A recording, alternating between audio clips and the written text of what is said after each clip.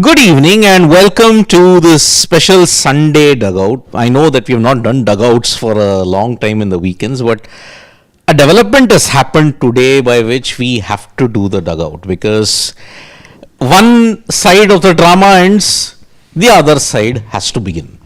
As usual, it is our neighbors to the west who indulge in more drama than cricket. Okay. Before we come to that major thing, let's have a look at what has gone on in Guwahati because that's where the third T20I between India and New Zealand is taking place, and India are opting to bowl. Considering the dew that will be there in Barsapara, I mean, chasing is the way to go for in Barsapara. And there are team news in the Indian cricket team. Varun Chakravarti has been rested. As has Arshdeep Singh has also been rested, and in come Jasprit Bumrah and Ravi Bishnoi. So India have two leg spinners and four pacers: Hardik Pandya, Shivam Dube, Harshit Rana, Jasprit Bumrah.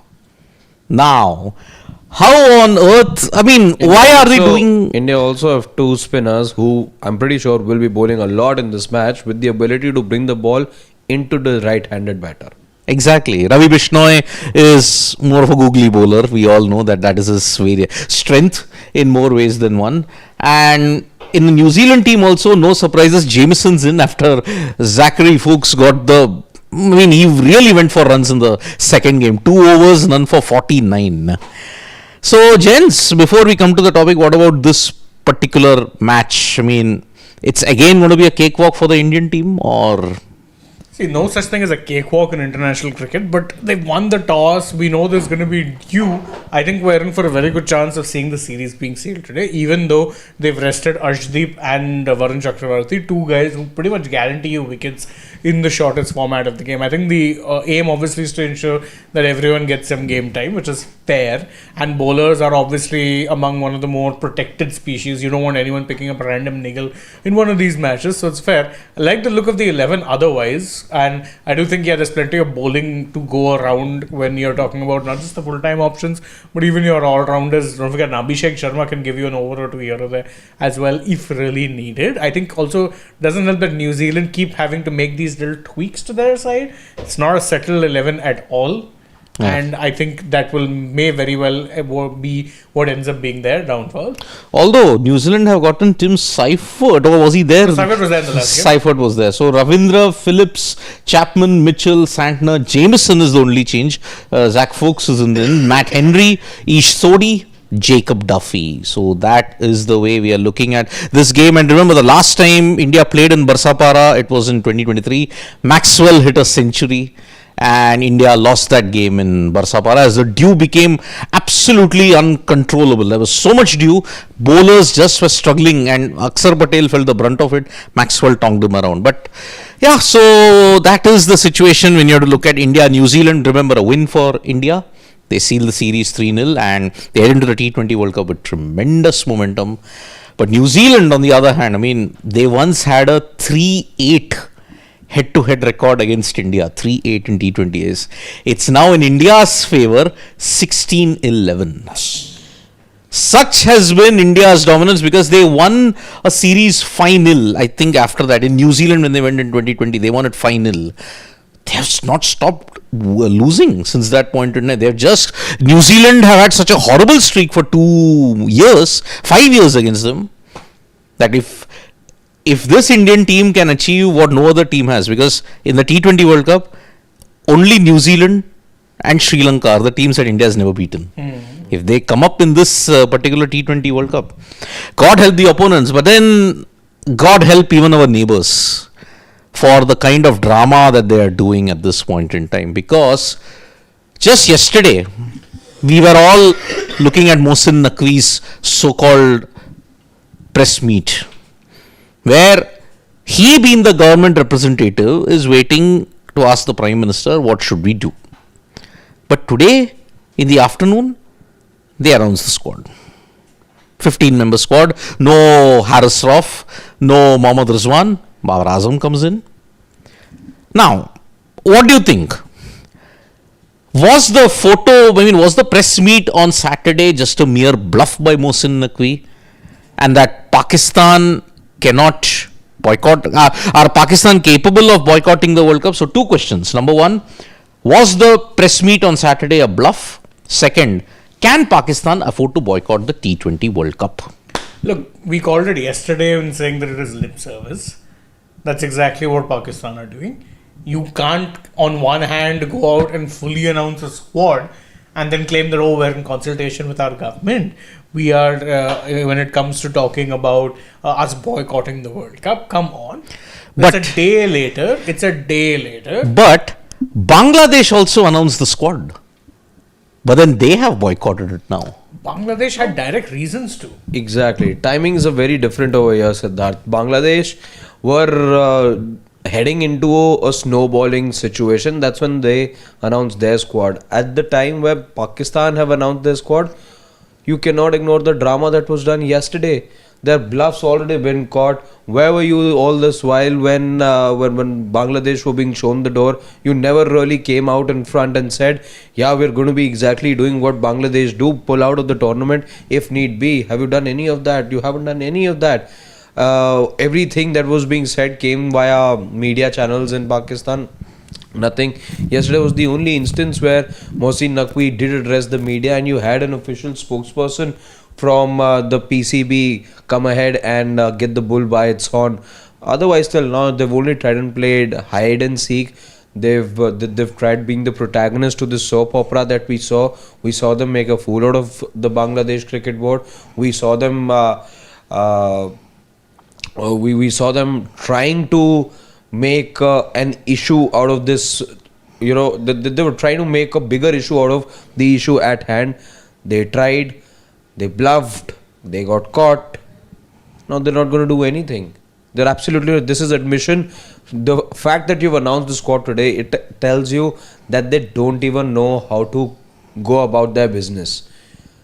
You know, in Hindi, as they say, nakal ke liye bhi akal chahiye, right? If you want to do something mischievous, if you want to come up with a ploy, then have some brains, right? It can't be that yesterday you're saying, okay, we're still thinking, we'll consult with our with the Prime Minister when he is back. At the moment he's at the World Summit. Whenever he's back, we'll consult with him, and then we'll let you know. What do you do within 24 hours of that? Also, if you're really trying to put up a veil over there, if you're trying to come up with some sort of a smoke screen, you pretending to be serious about it, you're pretending to be having a problem with the overall thing, or the treatment that was meted out to Bangladesh. If you're trying to be pretentious about it, have some brains about it as well. How can you just announce this squad within 24 hours? Not even 24 hours, because that came yesterday. 5 o'clock. 5:30 around for us, which would have been 5 o'clock Pakistan time approximately. Yeah. And the squad today was announced at around 12-ish. 12:40, 12:30-ish in that period. So that's not even 24 hours. Also, correct me if I'm wrong, the deadline to announce a provisional squad is till the end of this month. 31st, yeah. Exactly. Today's the 25th. So you've announced it 6 days in advance. If you really were waiting for your government's directive, you could have delayed naming the squad. You didn't. The fact that you haven't in itself shows that, look, it's been there on their minds for a while. They've put it out now. I don't think there's any boycott happening. I'd be very surprised. No? I mean, this also comes amidst the sanctions, the list of sanctions that the ICC could enforce on Pakistan, okay? And again, I am just not understanding. What sanctions are that? I'm sorry, I'm taking the conversation somewhere else, but since you're well aware of the sanctions that the ICC was talking about, could you tell everyone what the sanctions are like? So these are sanctions which do two things. One, it poses an existential threat to Pakistan cricket in itself. Second, it also ensures that this kind of things, you toe the line or you suffer dramatic consequences. What are those? Number one, foreign players will not be given the NOC to come to the PSL. That is the first. Second, blacklisting the PSL and also the commercial aspects of it, which means anybody who goes there, they get blacklisted.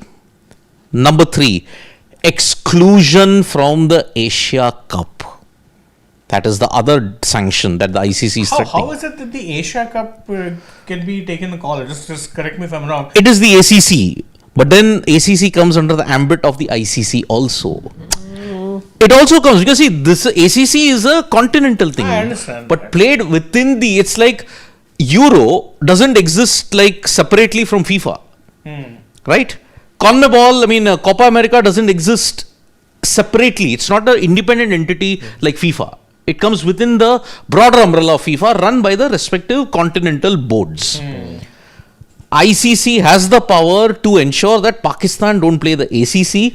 Then the other one, suspension of all bilateral series involving Pakistan. That is the biggest one. That's I think. damaging, yeah. That is damaging. Your PSL is blacklisted. Any player who goes to the PSL will get blacklisted. Then suspension of bilateral tours, suspension of Pakistan from the Asia Cup. That is where South Africa got isolated. That's the thing. It's going on those lines because I just fail to understand, guys, and just enlighten me on this. The tussle was between ICC and BCB, right? It was not between BCCI and BCB. It was ICC and BCB. Pray for the love of God. Why did Pakistan come in, firstly? And did they want a pathetic way to get back at India for what happened in the Champions Trophy? Of course, that's the main reason. Yeah. And you have to also remember, see, we might say that technically it's between the ICC and the BCB, which is 100% correct. But everyone knows that India wields a lot of power in the ICC. So this was their way of trying to get back. By saying, oh, we'll boycott and then you won't have your India-Pakistan match. The one thing which drives a lot of revenue for you, and you will see how it is that you can deal with that. Well, the ICC have basically told them how. By putting heavy sanctions, by ensuring that no full member nation thinks twice about doing something like this. At least in Bangladesh's case, they had the out, as it were, that we are not coming to security concerns and we are willfully not playing or whatever. They were given a deadline eventually and whatever happened. In the case of Pakistan, though, there's nothing of that sort because, for one, their matches aren't even in India. So there's no talk of security threat. You're giving a big talk on solidarity, but if you had to do it, then it should have been announced as soon as Bangladesh's fate was determined. The fact that he's having to say, oh, we'll ask the PM. I mean, you're the second most powerful man in theory in Interior Pakistan. Minister. The interior minister. It's one of the top ministries in Pakistan, and you happen to head the Pakistan Cricket Board as well. And you still can't, you're telling me you need permission from the PM, or the PMs go ahead to determine, should we boycott, should we not boycott? You see, if I'm Pakistan, even if, let's assume for 1 second that their intentions here are noble, which they're not. I still played my part by voting for Bangladesh in that ICC board meeting. It ends there. I have nothing to gain from doing this, even if my intentions are noble. Nothing whatsoever. And they actually have nothing to gain here.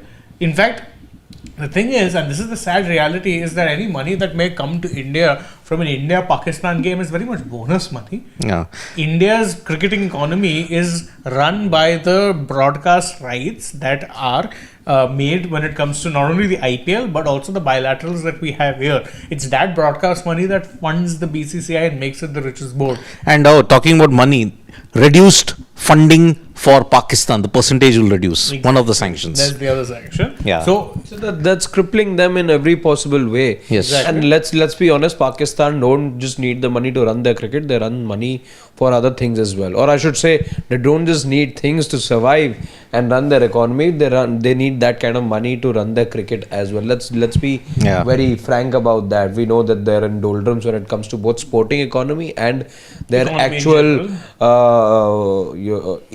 economy as well. So they really cannot, and you know, remember we did that story a couple of days back where they come up where they came up with this advert which was doing the rounds. What does that tell you? Is this a nation looking at playing in the World Cup or not playing in the World Cup? Please tell me. I mean, look, you know, I saw this very interesting fan tussle. I mean, a lot of it comes in our comments also, whatever happens. Oh, India's channels cannot survive without mentioning Pakistan every day. That is one conception. Pakistan are also doing the same. They need to sell their series by using India. The no handshake bit was in every way a way to say, okay, attention has been given. Yes, It happened with India, so that's why we are promoting the series with that. When India had nothing to do with Pakistan versus Australia, that's going to start from January 29. Nothing whatsoever. But that is what I'm saying. Look at what Mohsin Naqvi's caliber is in the lead up to the Champions Trophy. What was the bluster that he had? Oh, we can still go ahead in Pakistan. We don't need India. Right? Hybrid model, as they say in Bollywood, na marte dam tak. We will never accept the hybrid model. But what happened? Mohsin Naqvi was shown his place. PCB was shown its place. They had to agree with the hybrid model. But what I do agree with the unfairness part, again, circumstances matter. Bangladesh used the bogey word of security under delusion because of what happened with Mustafizur. But then we have chronicled, highlighted factual bilateral tensions with Pakistan over a multiple of issues. Straight from Kashmir all the way, that has been there for the last 70 odd years. In the hybrid model, our money clout worked. But in the case of Bangladesh, their money clout was negligible. Yeah, a lack of money clout was what led to their downfall. That is what led to their downfall. Pakistan in this whole situation tried very foolishly to just say, okay, we are in solidarity with our brethren. Let's just vote and get back at India. It would have worked if the scoreline read 8-8 in that ICC board meeting. But it was 14-2. 14-2. Which, by the way, is kind of resembling your scorecard between India and Pakistan in ICC events also. Okay. It's much more. I think it is 19-2 if I am not mistaken. When were the 2 times they beat us? Champions Trophy. Okay. 3. It is 19-3 if I am not mistaken. I think 2004, 6, 17. No, 2006, 9 and 17. 9 Champions Trophy they beat us And also. 7 also. Didn't they beat us? No. World T20. Cup? World Cup. No. No. We didn't play in the 2007 World Cup. We got knocked out along with Pakistan the first round. Bangladesh won in our group. Yeah. Bangladesh won. So it is 8-0 in the World Cups. It is 6-1 or 7-1 in the T20 World Cups. That one win in 2021. And I think it is 4-3 if I'm not, or 5-3 in the Champions Trophy. So it's basically not a good record, to put it politely. Yeah, so it is kind of resembling your scoreline in more ways. 14-2. If it was 8-8, then I would have understood, yes, there is a bit of thing. No, India is wrong here. They need to reinstate Bangladesh. Also, Bangladesh would have done well to probably try and draw some support from one of the quote-unquote bigger nations. Maybe if they had an England and Australia on their side, there could have been some chance of it. But even then, they would have still had less chance, but it would have been better than what it was when your only ally is, sorry to say, Pakistan. But there was no way Bangladesh were ever going to get any support I'm saying hypothetically. with that weak and baseless plea that they had. Exactly. Again, you needed to decide whether there was a security threat or whether national pride was hurt. If national pride is hurt, it becomes a personal business. The ICC has nothing to do with it. The ICC is not getting into why the BCCI or a franchise league disallowed a player from taking part. Again, we know leagues these days can form their own rules. The ICC usually doesn't meddle unless there is something unlawful happening. So that's number one. Number two, how many times did Bangladesh press on their or came up with the evidence to support their claim of there being security threat? So much so that you could convince others as well. It's not like the other boards are not worried about their players, but that security threat, you were not able to establish whether that was a thing just with... That's 5. Yes. That's 5. Yes. That's 5. Conway again. 5-5. Yeah, Very indeed. good catch. Very good catch by Hardik Pandya. Sorry about that, guys. Yeah. Sorry about We that, just guys, saw a but very good catch over there, and Very again good it was catch. And Harshit Rana. Gets Conway again. once again taking Conway. So out of the 6 games, he's gotten out in 5. Yeah. No, he's played 5 games. Oh yeah. Harshit has played only 5 games. In all 5 games, he's gotten Conway's wicket. Wonderful. Yeah. He's found his money in international It's like cricket. Chris Martin getting rid of Phil Hughes. Bowling to Phil Hughes, Scott Martin Guptill. Stuart Broad and David Warner. David Warner, yeah. Or Glenn McGrath, Michael Atherton. Yes. 19 times in tests. So yeah. Oh yeah, so that is what. Looking back at it all, Yeah, so I was just completing my point, Siddharth, about how Bangladesh failed woefully in making their case of there being a security threat. Yep. Because there wasn't one. You were trying to you're trying to package your personal pride being hurt as a security issue, which you failed at doing. Yeah.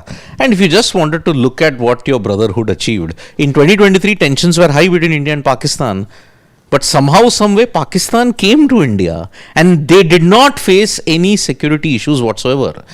What happened was the fans and the media didn't get any kind of visas to come here.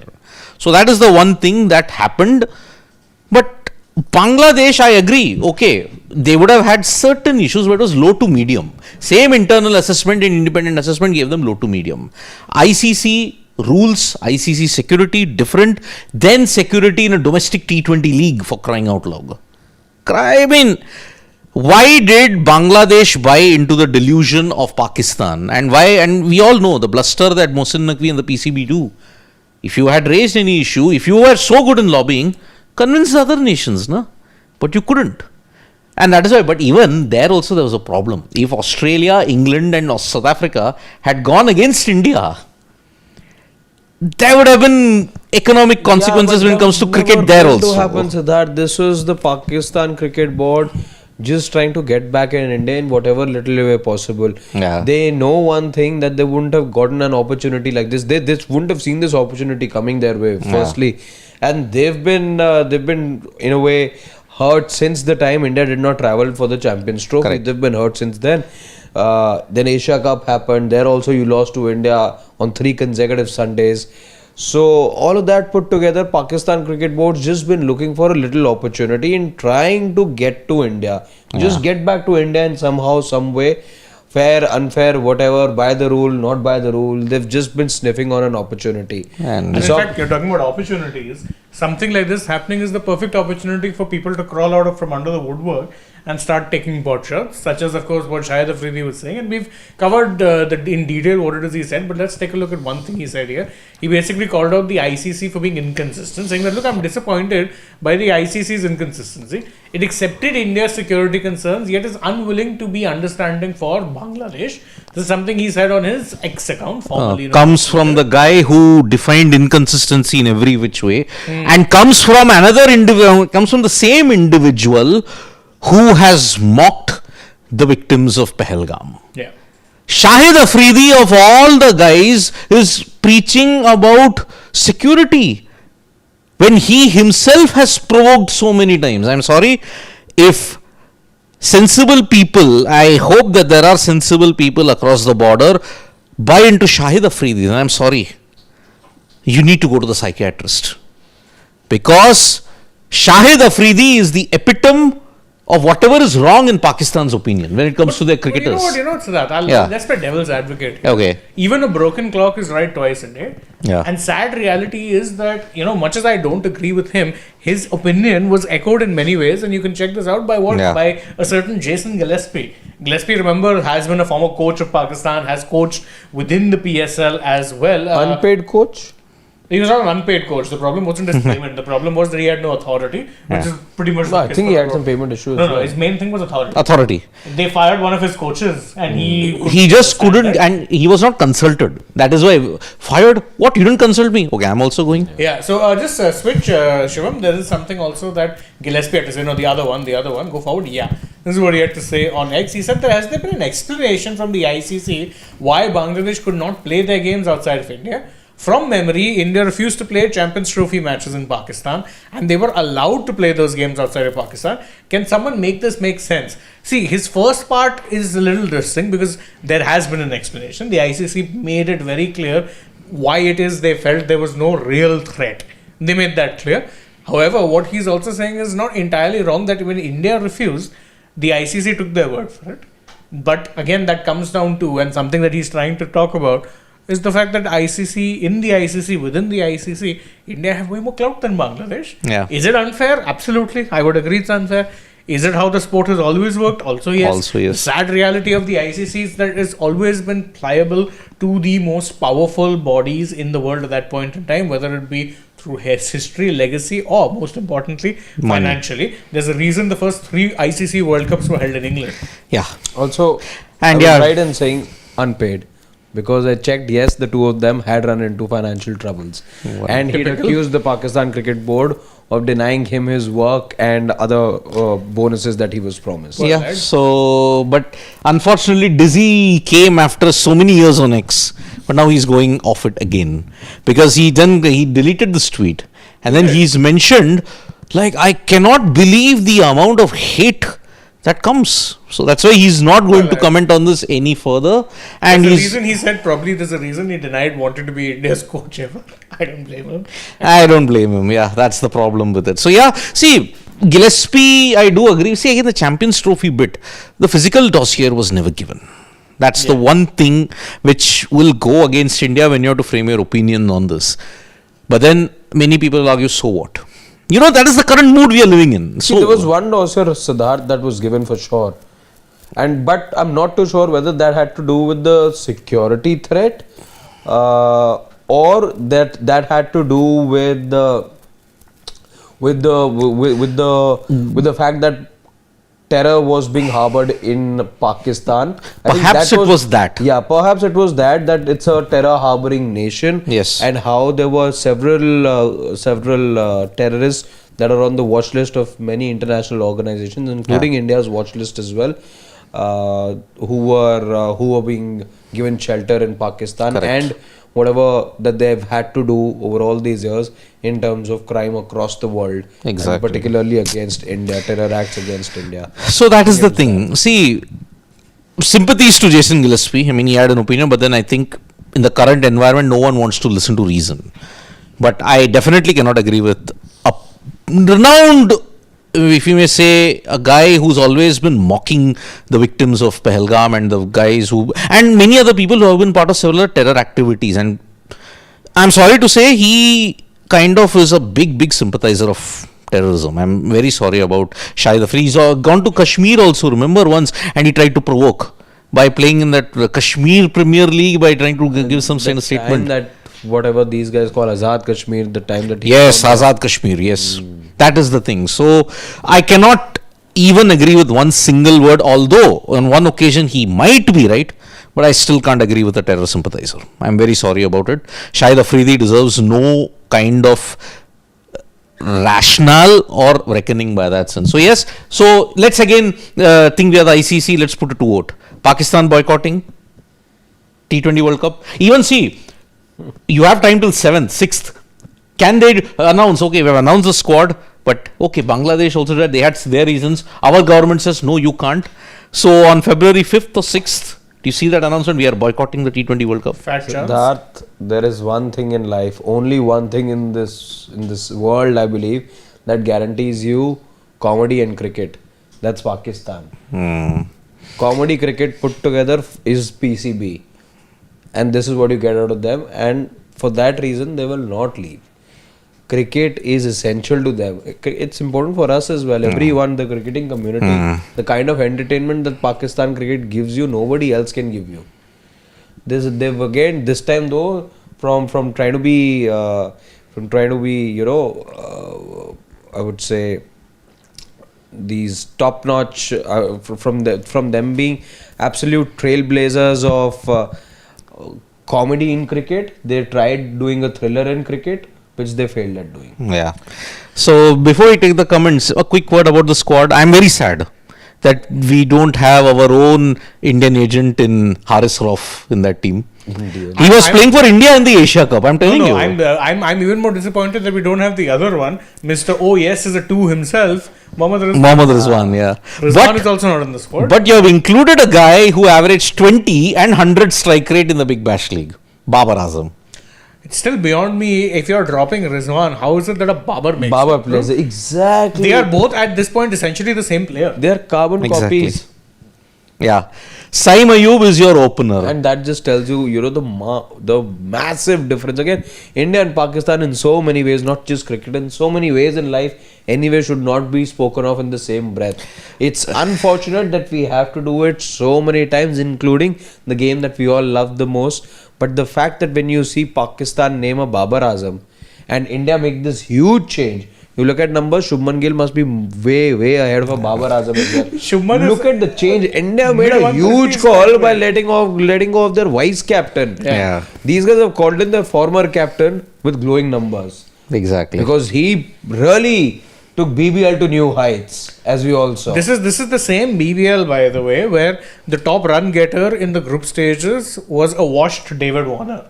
Yeah. Or David Warner, who in the IPL can't hit a bounder. Yeah. It's the same BBL that where Steve Smith was scoring hundreds at 200 strike rate. Yeah. The same BBL. That BBL, Babar Azam was putting 120 strike rate. No, not even 120, 100. 107. Yeah. 103. Yeah. It's the same BBL that people are either calling the Babar Barbad League or the Babar Bashing League.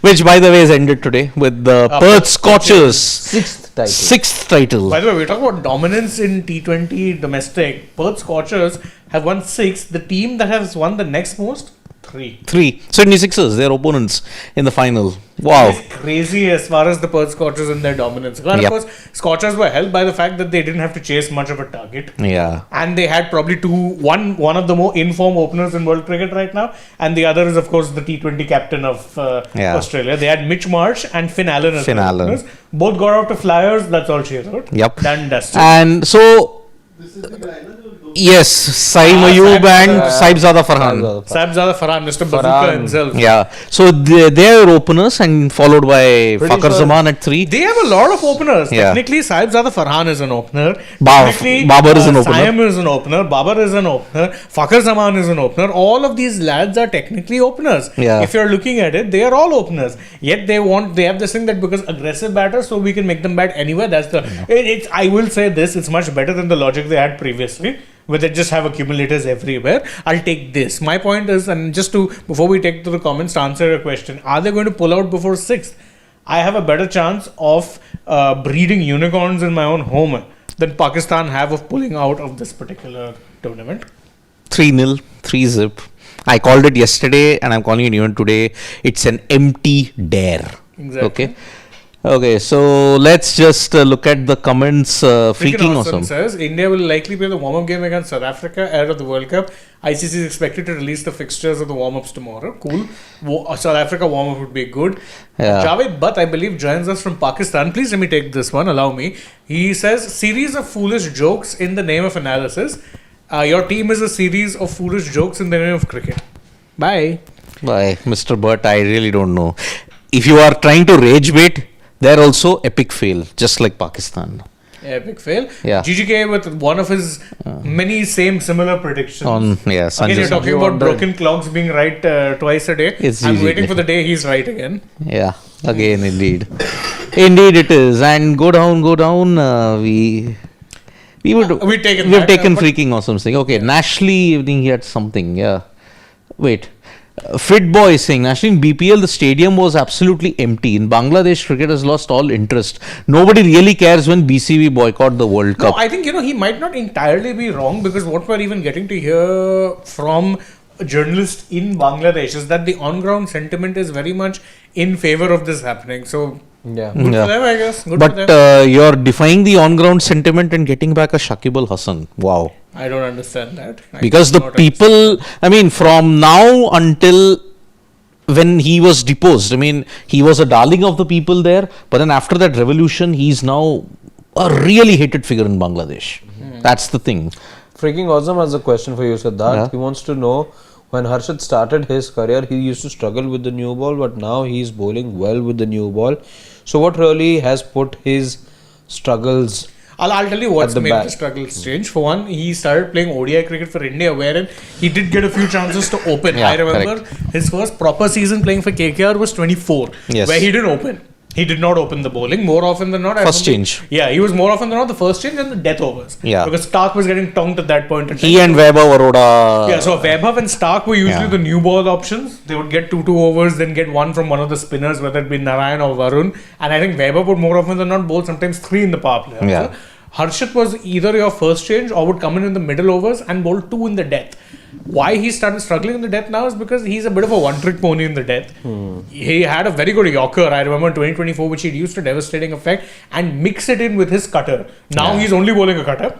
And with the new ball, look, credit to him, he's also worked on his swing. So he's getting some good early movement. His action is such that he can get that in movement, which is why he troubles left-handers a lot. Devon Conway will testify. Yeah. And in fact, even in general, if you go over in ODIs, he's got far more left-handers than he's gotten right-handers, because he gets the ball to move away from them, can be a little complicated for them. So he's good in that regard. I do wish, though, he goes back to bowling some Yorkers. He's got a killer Yorker, which he just doesn't bowl often enough. Yep. That's your analysis. That's the thing. Yeah. So let's go down. I think we'll take the last comment. Yeah, let's take the last one. The match also under. Okay, Anshu Mishra. If Pakistan boycott, ICC should replace them in Bangladesh and make them play in Sri Lanka. Problem solved. I agree. I wholeheartedly agree with this. Yeah.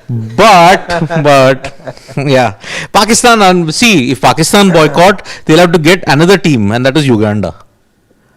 India versus Uganda on 15th, and they'll have to shift the venue, not from Colombo. That way, what do you call Sunday, February 15th will be a very free one. Very free one if we're playing Uganda. Yeah. Again on a Sunday. February 1, India, Pakistan, again on a Sunday, under 19 World Cup. I do agree with another comment from Anshu Mishra, where he says that BCCI should also play more cricket with Island Scotland. Because if the BCCI had supported any board as much as Bangladesh, that team would be much stronger today. BCCI should also invest in Nepal cricket. It's funny, Anshu, you mentioned them supporting another team as much as Bangladesh, that team being much stronger today. Afghanistan. Exactly. Afghanistan. Look at Afghanistan. In terms of Asian cricket, I would argue that they're probably the second best team right now. Yeah, I know people make jokes about it, but they are. Yeah, Anshu Mishra, the other problem is we don't have good relations with Nepal at this point in time. Yeah, so. Nepal, leave aside, but I do agree that you can play a few more games. I remember they did have one series against Ireland in 23. That was the series when Bumrah made his comeback. Yes. You can play some T20s where you send a second string team. It will generate a lot of interest and would help them a lot. It will. That I do agree with. Anyway, the match is also ongoing in India. Have made a very good start. They're 2 wickets down. Yeah. New Zealand 2 wickets down. No, not India. My bad. So they've started well. Fingers crossed, we could be very well in for a series victory today. Yes. Let us know your thoughts in the comments. We join you later at night. Bye-bye. Bye-bye. Take care. Bye-bye.